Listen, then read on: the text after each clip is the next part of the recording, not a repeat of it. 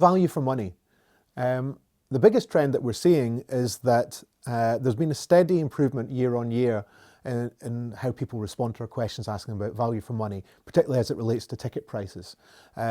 Each year, our figures have been getting slightly better. This last year, there's been a slight decline in some of our numbers there.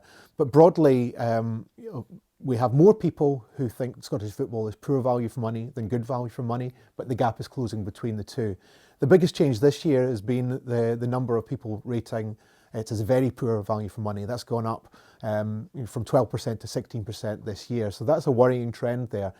When we look between the divisions, we actually see bigger differences between the divisions than we see between the different categories. The response is much more positive the lower down the leagues that we go, and that may be to a large extent due to ticket price.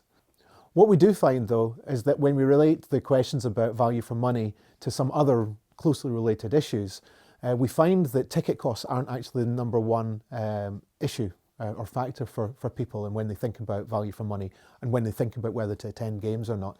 This year, for the first time, kick-off times have been the number one response to that question.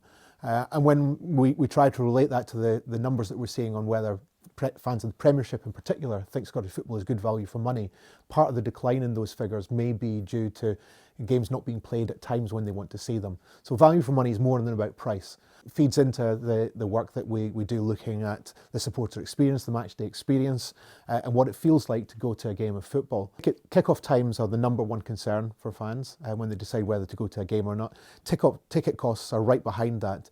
There are a couple of factors that figure quite highly: work commitments and family commitments. Those are things that Scottish football can't do anything about. The next biggest factor that Scottish football can do something about is that people rate the relationship that they have with their club as being the fourth most important factor in whether they decide to attend games or not. So that's something that every club can do something about and can improve the quality of that relationship that they have with their fans.